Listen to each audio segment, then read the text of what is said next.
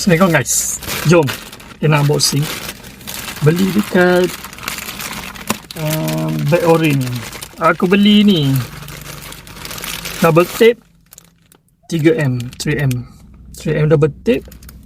Dapat dua nanti kita buka.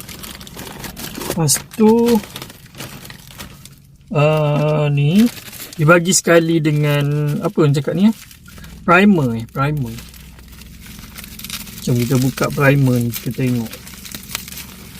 Primer ni untuk kuatkan lagi apa double tape ni. Dia macam gam lagi kuat. Okey.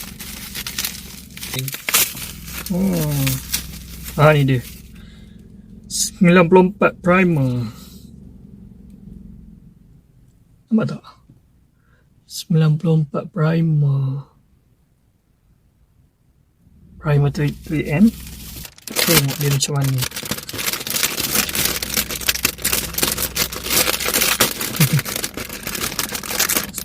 M harap-harap dia kuat lah, sebab ada benda lah nak buat.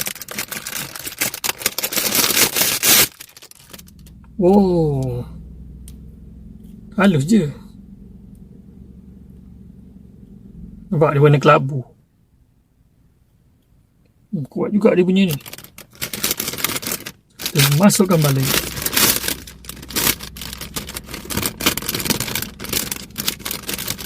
Aku sebenarnya nak letak kipas tau. Nak letak kipas atas dashboard. Kipas yang dalam kereta tu kan.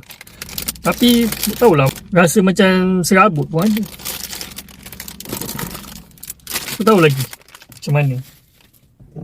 Oh, 3 barang ni. Berapa ringgit lah? RM7 kalau tak silap aku. 3 barang ni. Alright, tu je. Bye, Assalamualaikum.